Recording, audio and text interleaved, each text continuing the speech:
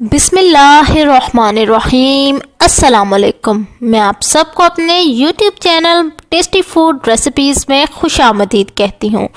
नाजरीन, आज की वीडियो में मैं आपके साथ शेयर करने जा रही हूँ एक बहुत ही डिफरेंट सी कढ़ाई की रेसिपी। तो आपने इस रेसिपी को एंड तक देखना है। वीडियो अगर अच्छी लगे तो वीडियो को लाइक कीजिए, चैनल को ज़रूर सब्सक्राइब कीजिएगा।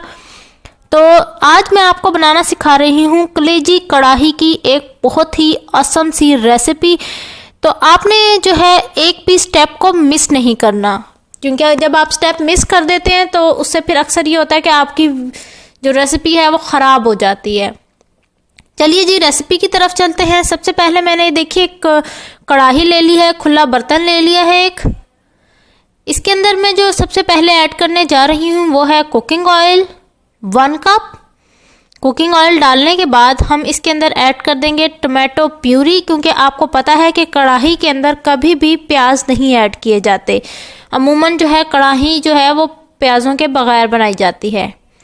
तो ये मैंने जो टमाटो प्यूरी ली है ये है 1.5 कप, यानी 4 लाल टमाटरों की अच्छे से पेस्ट बना लिया, उसको टमाटो प्यूरी कहते हैं।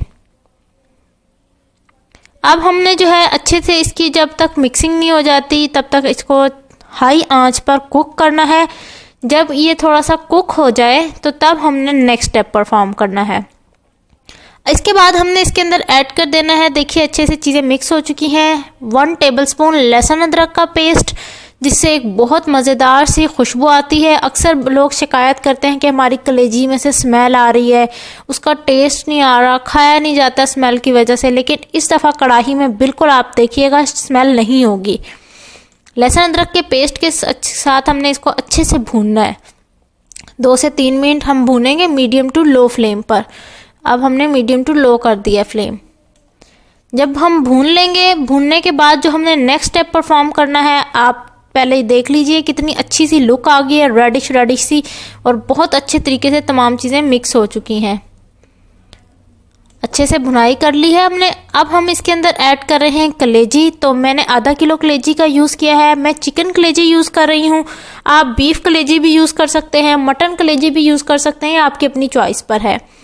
और यहाँ एक बात मैं आपको बताती चलूँ कि जब मैं कलेजी को वॉश करती हूँ तो वॉश करने के दौरान मैं इसके अंदर लहसुन अदरक का पेस्ट डालकर 10 मिनट के लिए इसको छोड़ देती हूँ, ताकि इसमें से भी जो स्मेल है वो ख़त्म हो जाए।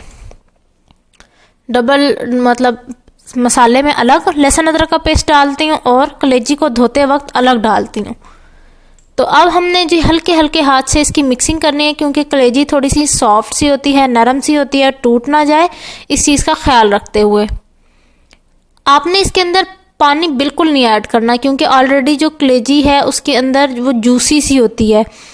तो अब मैंने आंच को कर दिया है जी लो, और अब मैं इसको ढककर 15 मिनट के लिए छोड़ दूँगी। 15 मिनट के बाद की लुक भी मैं आपको दिखाऊँगी। देखिए जी कितने मज़ेदार सी इसकी लुक आ चुकी है। और अब हम इसके अंदर ऐड करने जा रहे हैं अधकुटी धनिया। साथ ही मैंने इसके अंदर 1/2 टेबलस्पून नमक ऐड कर दिया है।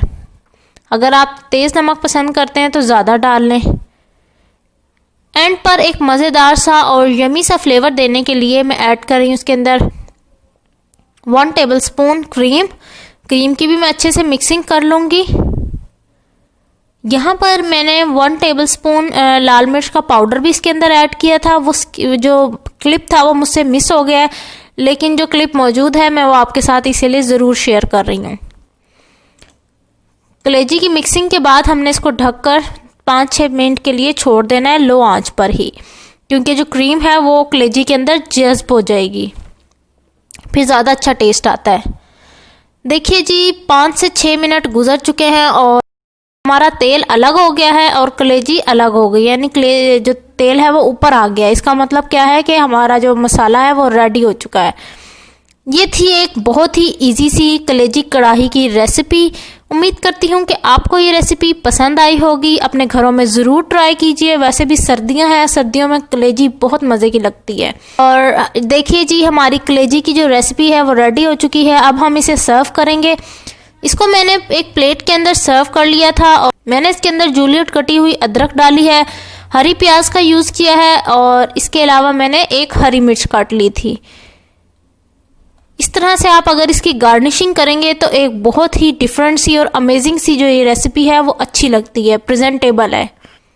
जब आपके घर मेहमान आए या गेस्ट आए तो आप इसको ज़रूर ट्राई करें। चलिए जी, मुझे दीजिए इजाज़त। इंशाल्लाह नेक्स्ट वीडियो में मिलूंगी और इंशाल्लाह नेक्स्ट वीडियो में मैं आपके साथ जो रेसिपीज़ शेयर करूंगी वो अपने न्यू किचन में शेयर करूंगी, यानी ये इस किचन की लास्ट रेसिपी थी। चलिए जी, अल्लाह हाफिज़।